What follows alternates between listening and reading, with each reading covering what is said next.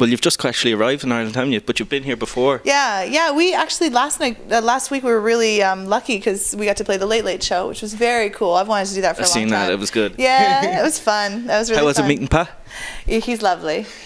And he remembered me from his radio show, which was very cool of him to. And when was that? Did you do that? It was about 3 years ago, and that was when I first came to Ireland. And I just arrived here solo. I really didn't have a plan or anything, and I just started going, traveling as many different pubs and venues as I possibly could. Yeah, and a lot of them I just booked over email. In fact, I was back in New York and I was working some dumb job and I really wanted to get on tour over here, so I would go and I would look at all the artists who I thought maybe sounded kind of similar to me, and I went and saw where they were playing over in the UK and Ireland, and then I just gank all of their venues and start writing the venues and flat out lying to people and being like, well, I'll be on tour in your area on April 16th, I need this Wednesday.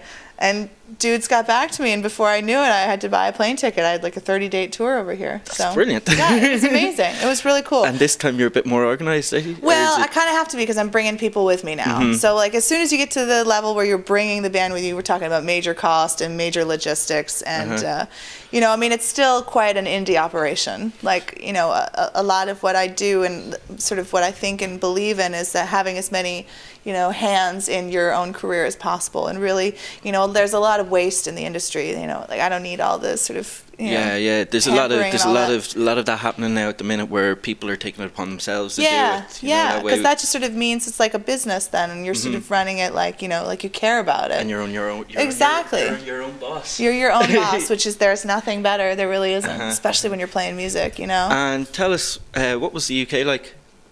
They were great. I mean, I've had a wonderful time in the UK before. I've gotten really played, a lot on Radio 2 and had a lot of support. This last tour, I was talking about some logistics and stuff, and there were some issues when we were on the road this last time, and there were a couple of moments, like, even today, where the guys and I had to get up at 3 a.m. for our flight back over here, and we only got an hour and a half of sleep, and Well, you just did well for just an hour and a half of sleep. Yeah, I know. I mean, you feel ridiculous complaining because people back home are like, I wish I could play music. And you're out there like, what are you talking about? Shut up, But there are logistical things. Like this tour, I just happen to be doing all the driving with my drummer. Like he and I are doing all the driving. So that's a lot. What about the other two? Yeah, well, they're under 25, so you can't rent. Right, we have a band of youths here. So they're just kicking it easy in the back. Exactly. I was like, the kids are in back. That's good. No, they're such good guys. So to be on the road with them is good because we all really get along. But it's a lot of work and it's a lot of asking. That extra effort from everybody. When they're tired and they still got to get up and do a show. Has there been many arguments to that? I wouldn't say so, but maybe they just don't tell me what they're really thinking. They haven't come to the surface yet. And they're like, whatever. And how about, what have you got planned here now? And I know that you're in Crawdaddy tonight. Yeah, I'm in Crawdaddy tonight with the band. Tomorrow we're playing in Belfast at Mandela Hall. And then we are...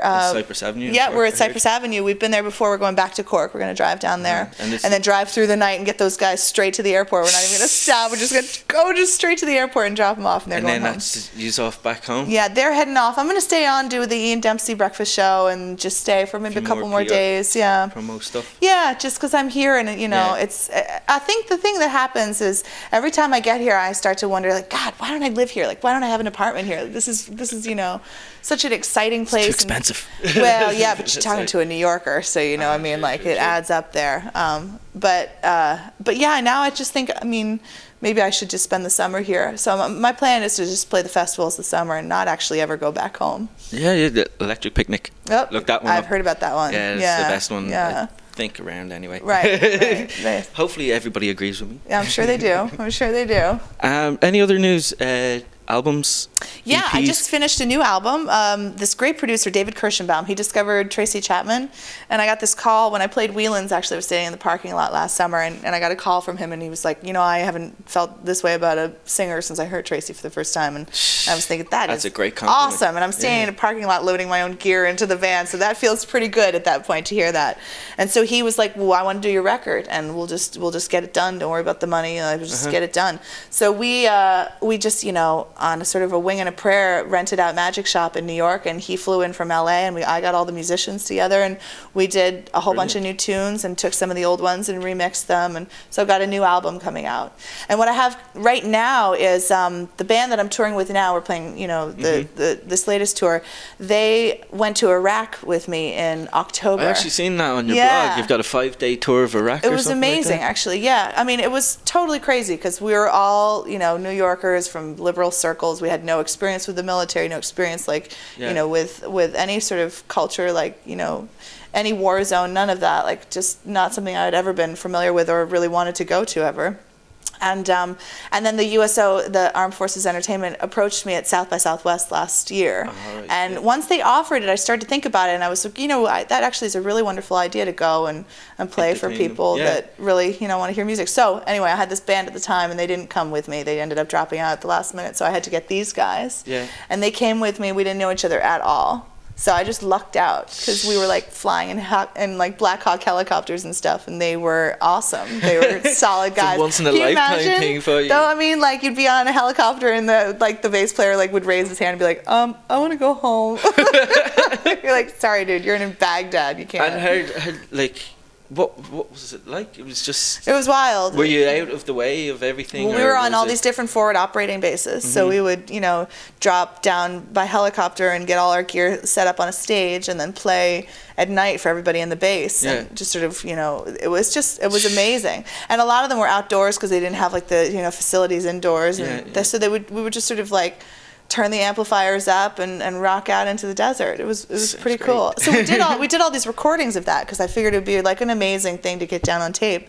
So our sound guy did all these recordings of it, and we just released a live album called Live from Iraq.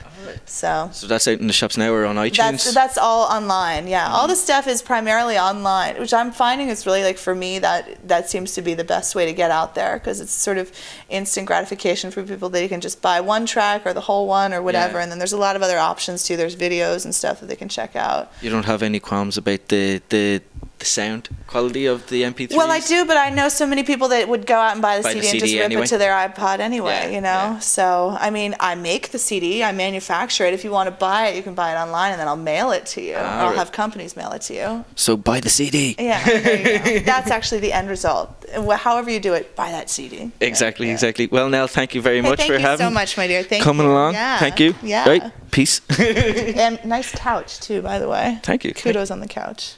What about the egg? Oh, the egg is great. You got the egg, though. That's all you.